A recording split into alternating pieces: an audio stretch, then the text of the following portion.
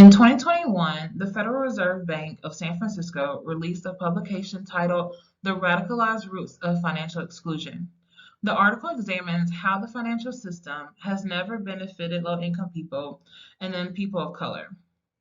Homeownership, which is like a main drive of wealth accumulation in the US, has been encouraged by our government for decades, but shady practices like redlining, denying credit, or restrictive covenants that stated land or property couldn't be sold to persons who were not white made it difficult for marginalized people to become homeowners or just owners in general of property, land, business, uh, business properties, other stuff like that.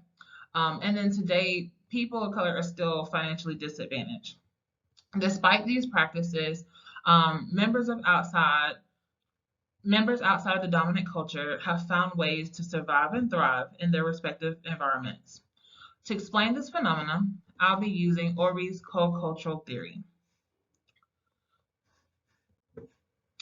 So with the research that Orby developed, he focused on phenomenological research, interviewing people of marginalized communities, and he found that co-cultural groups, which include women, African American men, uh, LGBTQ plus people, people with disabilities, and people that have that practice religions that are not mainstream in the United States, such as mainly Christianity.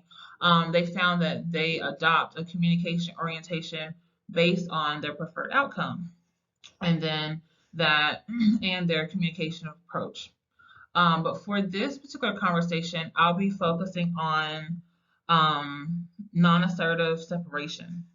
So basically, members of this co-cultural members have this belief that they need to stick to their own kind, and basically forming communities and forming other relationships with people within their co-cultural group, so that pertains to associated with businesses that are affiliated with people of their same co-cultural group, living in neighborhoods that are affiliated with that, and so on.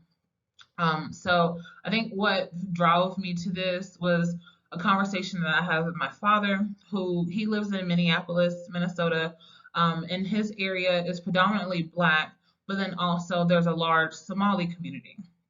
So his narrative about how they pretty much stay somewhat isolated within certain parts of the city, and how they have, cultural centers, whether it be a shopping mall or the neighborhood itself, schools, where they're really in depth with maintaining their culture identity. But also, for our country, we can see this in Chinatown, not only in New York, but also in Los Angeles and California. And then I'm pretty sure there are other cultural groups around the country that pretty much have the same idea. So they do their best to basically maintain separation or increase separation, to avoid staying away from areas where interaction from the dominant culture is unlikely. So in my first example, we can talk about Collier Heights, which is a suburb in West Atlanta. It's about 20 minutes away from downtown Atlanta.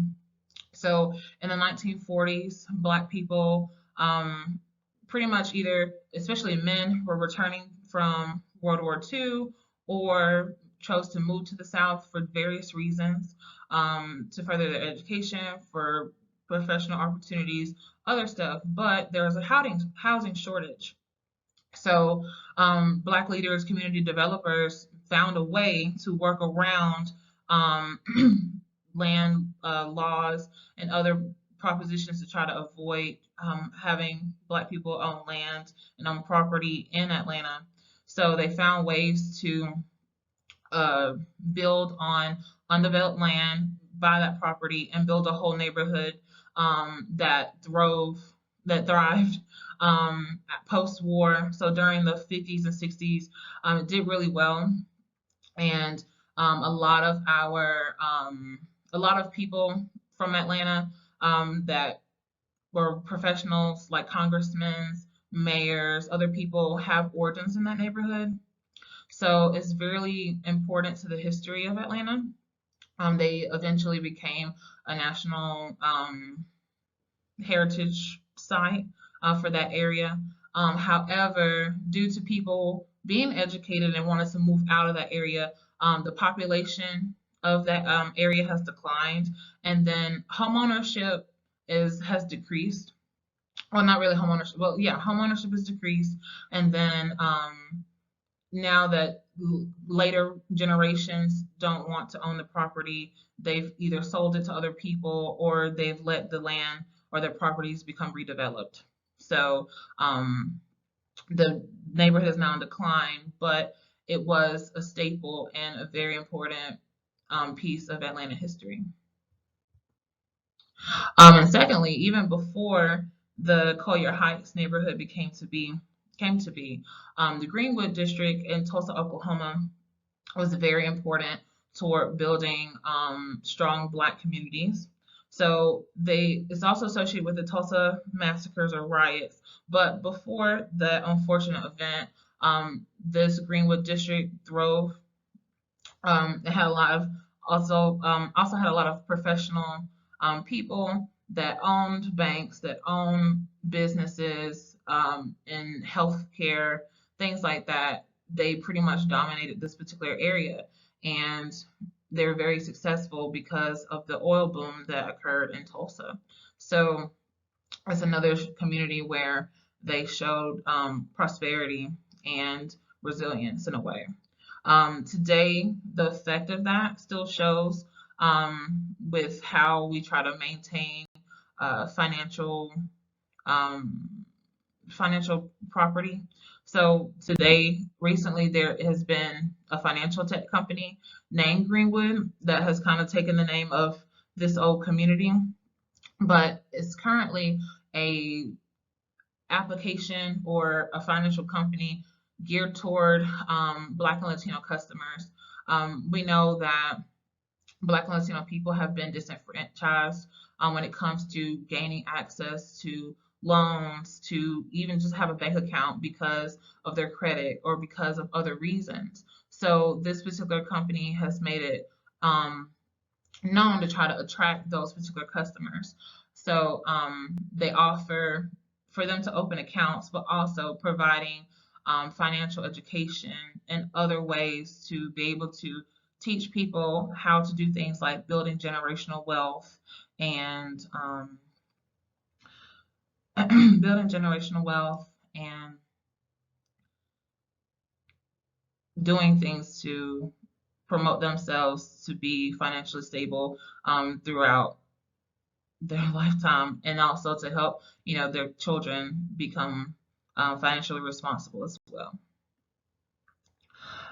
Lastly, I like to just kind of briefly talk about how it's similar to the Black Wall Street aspect, where people making the choice to consciously vote with their dollar and support certain businesses. So companies like Target, Walmart, maybe other businesses, they do their best to promote Black-owned businesses. In this page, I feature the Black-owned product businesses and products developed that are sold at Target.